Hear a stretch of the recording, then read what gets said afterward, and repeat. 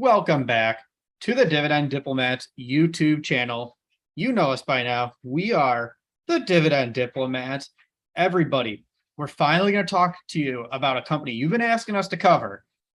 Company that's in our portfolio. It was one of my former 5 always buy stocks. When I wrote that article, God knows how long ago. We're analyzing 3M company today. So get ready and get hyped, community. Guys, before we do, subscribe to the channel, give this video a thumbs up. It only takes 2 seconds as we try to reach 20,000 subscribers. It's insane that we're not there yet. Don't worry, the band will be together in person at some point to record videos. That's going to happen here in the near future. I can guarantee that, guys. But yeah, we've been talking about this Dividend King with over 64 years of increasing dividends, litigation clouds looming. It's now sent the price closer to $100 per share. We all know that the stock has been well above that historically in the last 5 years. Bert has put together a great analysis here to see if this is a stock to buy right now. As you know, obviously things have been a little volatile in the stock market.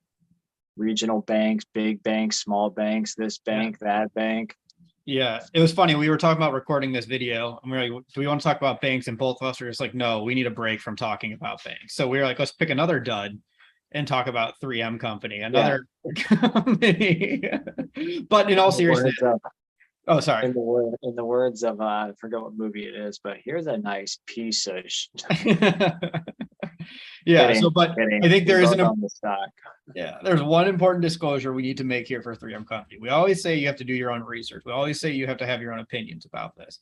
One thing to make sure we want to talk about with 3M, we are not legal experts at all in the slightest bit. We're not going to pretend to be legal experts. We're just reading the articles, getting some of the updates too.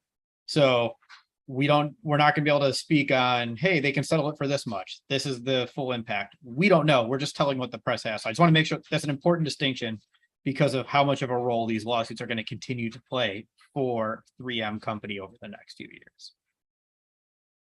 Let's dig in, Bert, man, because the stock is down 16%. We've got 2 big lawsuits to quickly cover. You want to tell them at least what these lawsuits are and kind of what's being said in the news right now. What's been the cost so far that 3M has spent on this crap? Yeah. So first lawsuit, Pfas, however it is. There's probably a better way to pronounce it. Doesn't matter to me. Lawsuit about the Forever chemical. Just the impact from there could be couple billion dollars here, couple billion dollars there, a few $100 million for this lawsuit. Don't know. Still up in the air. The important thing is, though, they've just said we're exiting this business altogether. They're no more. They're going to, by the end of 2025, 3M done with Pfas. The issue is it's a major business unit, so they're losing hundreds of millions of dollars of revenue, and they have to get rid of it in all their facilities. So their cost incurred to retool all of their facilities, management's accrued up to over $2 billion on just exiting this business alone. So that's an obvious drag on earnings, and that's not even considering the full impact of the lawsuit potentially. Yeah, per the news wire or the news on 3M's website, the current annual sales of the manufactured Pfas are approximately 1.3 billion with EBITDA margins of 16%. Oh, so that's even larger than I was just talking about there. So this is a major business unit. So that's huge ramifications. So it costs a lot to get rid of it, and it's going to hurt their bottom line going forward. I mean, obviously they're going to replace it. They're going to find something else to swap into that spot. So they're not just getting rid of it. They're going to find something better, but still replacing $100 million of revenue is tough. Replacing $200 billion of revenue is tough. Replacing 1.5 billion of revenue, not million, billion, even more difficult. So that's the story there, but that's not the only lawsuit, is it, Lanny? It's not the only lawsuit, Bert, but I can't hear you right now. Yeah. Well, you should be able to, because those earplugs are not doing great for 3M. And it's going to be, what's funny is an article headline made me laugh how this $7 earplug that 3M sold the Pentagon could cost the company over $100 billion potentially. And that's the lawsuit that is making the headlines and really dragging things down here. A lot of veterans' lives are impacted. There's nothing more to really say about that. Hundreds of thousands of veterans have joined in the lawsuit against 3M. That's why this is such a big. They've already gone through settlements for a few. I think it was what, 10 to 20 maybe, large dollar amounts. So how do you extrapolate that over hundreds of thousands of dollars? That's why people are saying the settlement could, in theory, get up to $100 billion. It's a lot of freaking money. That's a lot for any company. 3M, I mean, that's really it. It's open-ended, and that's the hard part right now. And the interesting thing was they didn't really get help from my favorite Johnson & Johnson either. Johnson & Johnson lost some court battles too to work on settling their issue. Why was that an issue for 3M? Because they followed the same legal strategy. So it didn't work for Johnson & Johnson. Settling it for smaller dollar amounts and a certain dollar amount isn't going to work for 3M. So it's now open back up again from what I'm reading. And that's been my understanding so far. Yep. So, there's a lot of plaintiffs, again, over 150,000+ plaintiffs in the case. A lot of dollars that could obviously be spent on this. A lot of dollars have been spent on this, talk about $500 million in legal costs. So, in a nutshell, 3M could be on the hook. These are lawsuits that are outstanding, and the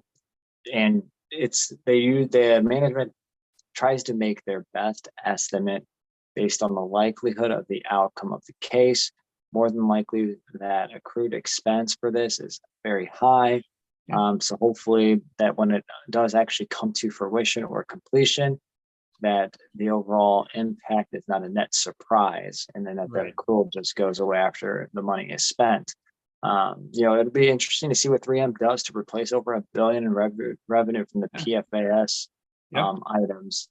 But the question is 3M, they've been increasing their dividend at a dismal rate lately.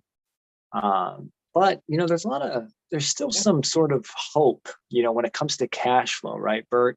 That's absolutely right. Because that's the thing. They're still generating a lot of cash. Q4, $1.7 billion of adjusted free cash flow.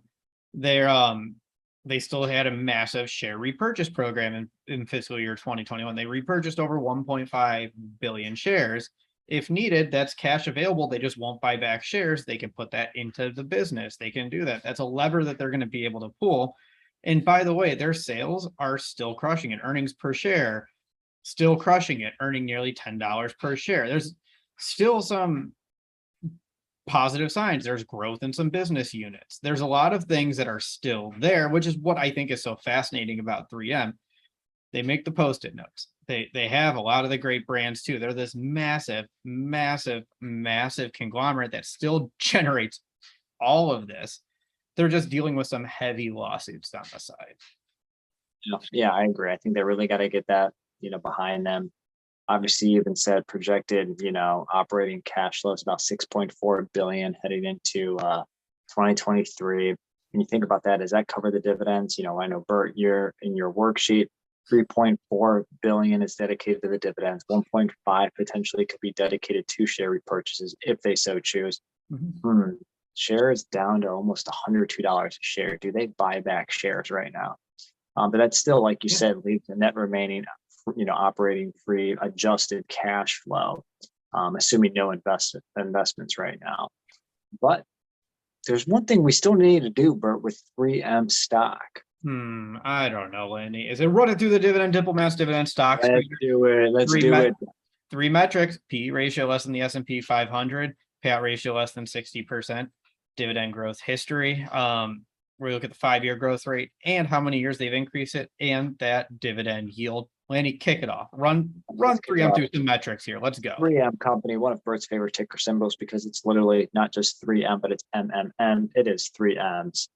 They're trading at $102.78 as of the close of business on March 14th, Tuesday night, as we're filming this. Yes, at 11:15, because we burn the oil here at the Diplomat, headquarters. Projected earnings right now is $8.64. Price to earnings is 11.9. And just as a nice frame of reference, that PE ratio right now on the S&P 500 is a nice glossy 22 to 23x at the moment. At 21, actually. I just looked it up briefly. So a little bit of sign of undervaluation, obviously, because of the gray clouds from the litigation cases. So 12 PE, not too bad. What about the payout ratio, Bert? annual dividend after that beautiful 0.7% increase in February. We'll get the razor going. Their payout ratio after that is 69% when you consider that $6 dividend. Again, still room before it's 100%. We covered how there's not a ton of wiggle room, but there is wiggle room left in their cash flow after considering the dividends paid. So there is room, but the ceiling, you're getting close to the ceiling. You're getting close. So if there's more negative news, more expenses for the lawsuits that are above and beyond what's expected, it's going to be close. That said, now let's look at the dividend history, where Lanny, tell us about some metrics here. Sure. Throw some at us. Really quick here, 64 years of raising dividends. They are a dividend king because they have crossed that 50-year threshold, almost at 65, and they'll get there. But the 5-year growth rate is 4%, which is full of lies, because the last 2 to 3 years is actually below like 1% for 3M, and we would anticipate at least 1% or below going forward. So though the 5-year growth rate might be higher than the 0.7%, I would expect somewhere around there going forward. But Bert, now that the stock price is down 16% this year, they're down 29% on this 56 billion by market cap company. What is that dividend yield now swelling up to? 5.84%. So 3M is yielding nearly 6%, which are absolutely insane levels for the dividend king. That said, let's run them through the screener quickly. P ratio 11.9x. I meant to summarize. I apologize. Payout 69%. 5-year growth rate 4%. Increase that dividend for 64 yield and a yield of 5.84%. What you thinking, Bert? You picking them up at any point? $100 a share, 99.99. Yeah, if it hits drops below 100, I'm going to at least grab a couple of shares. It's been a long time since I bought 3M. There are a lot of issues right now that everyone's working through. That's the thing. It's the open-ended lawsuits present a challenge for investors because it brings in such a level of uncertainty that a lot can happen. It's more of a gamble now than it ever was. It could go up. The lawsuits could be less, I should say. The settlement should be less than what they're expecting, or even what they're expecting, to which the stock price will scream and jump up. The lawsuits are more, price is going to go down, and the dividend could potentially be cut. So that's the thing. It's a little bit more of a gamble, but at a certain point, it's cheap enough to do it. And if it's below $100, I'll at least be grabbing one share for my wife and I, and possibly just nibbling and picking more of the Dividend King. What do you think, Lanny?